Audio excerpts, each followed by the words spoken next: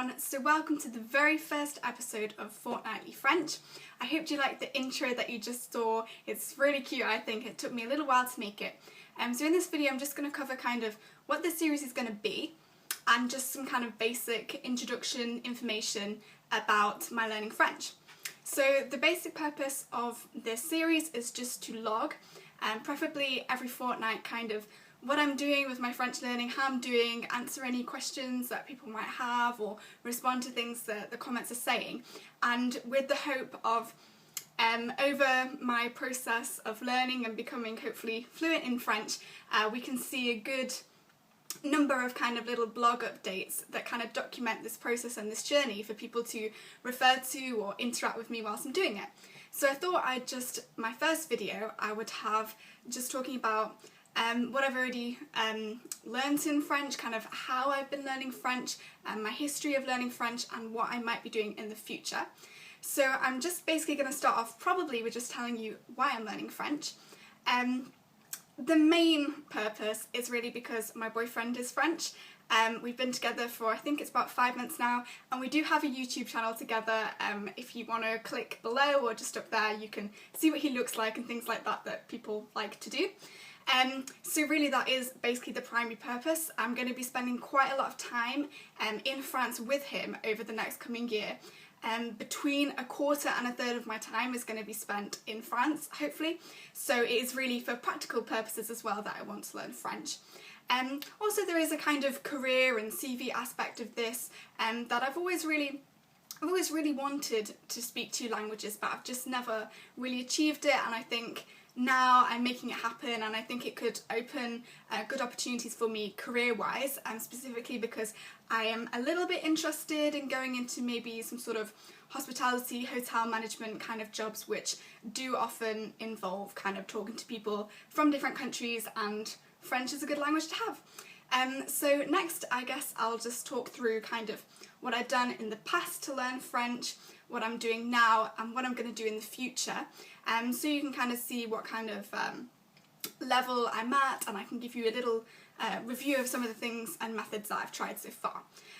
So I'm 20 and I'm nearly 21, and my first experience of the French language was when I was about 5 or 6, probably 6.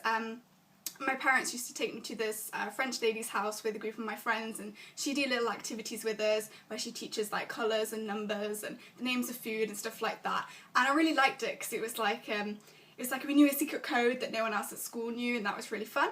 Then when I was about 9 I moved to a different primary school, and they did French there, but I hadn't really done it before, and I didn't really enjoy it so much because I was so far behind everyone else. But I did alright, and I noticed that at primary school it was very, very vocab based. There was really no kind of grammar or anything like that. It was really like when it was Christmas you'd learn the words for like snow and Santa and reindeer and stuff like that, and that was really it.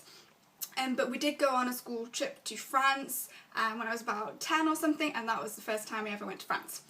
So then after primary school I started learning French from scratch at secondary school because I had to take it for GSCE, and they knew that already when I was like 11, so they started teaching us it very early so that we'd be good. And I did recognise that this was like an opportunity for me to start from scratch and make sure that I knew everything properly. And for the first year I probably did okay. Then I never liked speaking in lessons, and I wasn't very confident, and I had been to France a couple times, and at the time I was a vegetarian. I'm now vegan, and the times that I went to France I didn't really feel like it was a country that at the time that I really liked or that I would ever want to live in or work in, so I sort of thought it was useless for me to learn French. But in the end I did take French GSCE and I got a B grade. I was 3 marks off an A. I hated all of it, and I vowed that I would never ever speak French ever again. So then obviously things changed since then. Last year I met my boyfriend, and before he was my boyfriend, he speaks, I think, pretty much fluent English, and his French is really good as well. And I thought, I really admired that, and I thought, I wish I spoke another language. I think that would be a really good skill to have. I think this is really cool that he can talk to all these different people because of the languages that he speaks.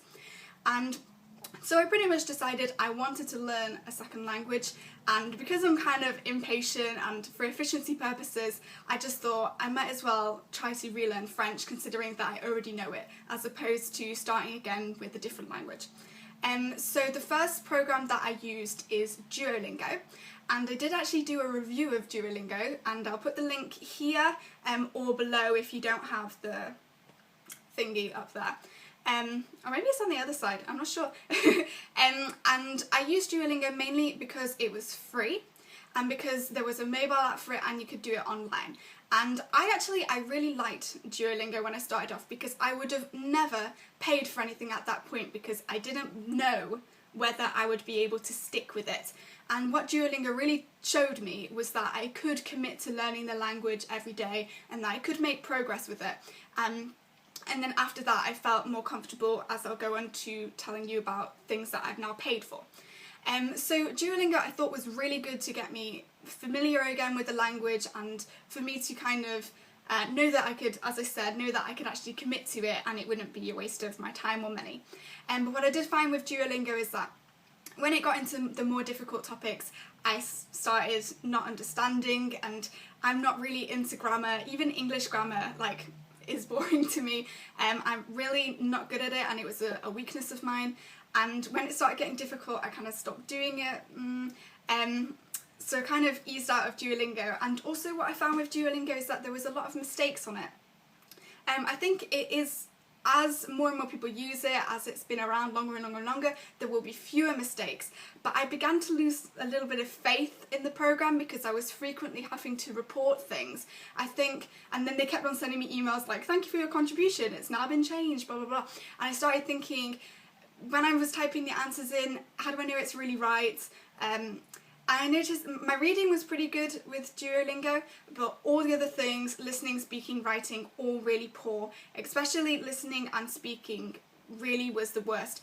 I was too afraid to speak French to anyone, and I knew that, so I signed up for a website where you could talk to different people, like you could speak to French people who were learning English and you could like exchange. And I tried to kind of start conversations with people on that, but it didn't really click with me, and I didn't really like it, so I didn't really get to practice that. But things that I did start doing when I started the learning process again is I started listening to French radio, watching French films, and listening to French music, and those are all things that I'm doing now and I'm going to continue doing. And I think this is really important. I have a playlist on YouTube where I just add random French songs that I like, and then I just listen to it when I can. And you'll be surprised of kind of how you can pick up different pronunciations and different words, and you can Google what the lyrics mean and things like that. And it's an interesting way to find new vocabulary.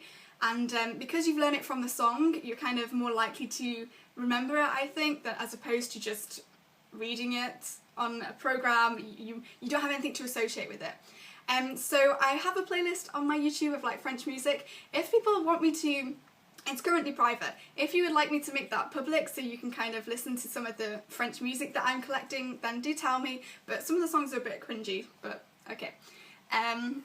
Just looking at my notes. Okay, so after Duolingo, me and my boyfriend got together, and he was like, Babbel's really good, you should use Babbel. And I was like, oh, but it's paid, and I don't want to pay for it, blah blah blah. And he gifted me the first month of Babbel, and with Babbel I started again from scratch with French. So it was the third time, because I started from scratch at high school, then from scratch with Duolingo, and then now from scratch with Babbel. And I thought this time I'm going to learn it properly, blah blah blah blah. I've just uploaded 3 really in-depth videos about Babbel, my review of Babbel, a show around the program and everything like that, and I think Babbel's really good. So yeah, I'll put the links for that somewhere, so I won't talk too much about Babbel since I've already done all those videos about it. So yeah, currently I've nearly finished all of the Babbel courses, so after I finish them all, I'll be apparently at level B1. And I think, you know, that's alright. I feel like I'm very vocab strong, like I do feel like I know most words for things. But it's kind of the tenses or moods or whatever they're called, really don't understand, so that's my focus. I started doing something called the 1,000 Words Challenge, which is set up by like the British Council or something to encourage people to learn vocabulary, and what you do is there's like a kind of program on the internet and you have to kind of type in 1,000 words, it shows you them, and then you have to type them in, and then when you've finished you've completed the challenge. But I've not completed it yet, so I don't know if you get any kind of certificate or something, but I just like that because it gave me something to work towards. I know that I already probably know more than 1,000 words, but some of the words that it's showing me are words that I don't know. So the words that I don't know, so that I don't forget them, I've then been putting them into Memrise, which is another popular program which I've only just started using, and I really like that. Again, it has a mobile app, and so that's really good. I'm kind of, really, my vocabulary is getting so strong, but I still can't really use much of it because I'm really struggling to talk about things in different, you know, in the past, in the present, in the whatever the other things are. So that is my main goal. So now I'm going to talk more about what I'm going to do in the future. So on Babbel, after I finished all the Babbel courses, which I should have done by the end of this summer, I should be at B1. Then at my university we're allowed to do discovery modules, which is kind of like you can do modules in things that are not your degree subject, and French was available to me. So I'm going to do lower intermediate French, which is basically, it's what comes after GCSE. So the stuff that I'm currently learning at Babbel, with Babbel, will probably be repeated in this university course, but I like that because I really want it to be solid, like I want to really know it, and chances are I'm going to be like maybe top of the class or something, but I'm really excited to do it.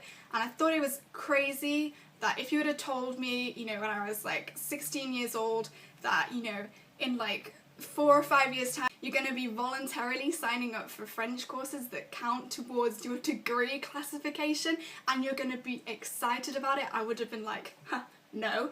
So that's something I'm doing. I am going to be doing it at university, and then also I should be visiting my boyfriend in France, hopefully every other week, so that should give me some kind of interaction with the French language, but I'm not really that chatty, so I don't think I'm really going to be talking to people that much, but it would just be nice to kind of live sort of in the country where the language is spoken. So kind of to address a question which I think probably some people will ask is, am I only as good as I am at French because my boyfriend is French? Like, oh, you're only gonna do well because your boyfriend is French and he can help you and you're talking to him, blah blah blah. The truth is that actually he's not really teaching me much. Most of my bulk teaching is from Babbel, and it is true that if I get stuck on something with Babbel, I can ask him. It is true that I can speak to him in French and he will correct me, but he is not my main teacher. And I think that you can probably do the same kind of thing as I'm doing, but if you just ask people online on a forum if you get stuck, or go on one of these websites and find like a kind of Skype buddy that you can Skype. And I think it's the same, because I do feel that people will say, oh, you know, you're really good because your boyfriend is French, blah blah blah, but I don't think it's really the case. I mean, he does help, and he is motivating, and it does give me like real, you know, purpose for learning the language, but I don't think my level is solely reliant on him. So I think that's kind of everything I wanted to say in this video. As I said, I am going to be starting in September. I should be spending between 1/4 and 1/3 of my time in France with him. I do plan to have a kind of vlogging series about that.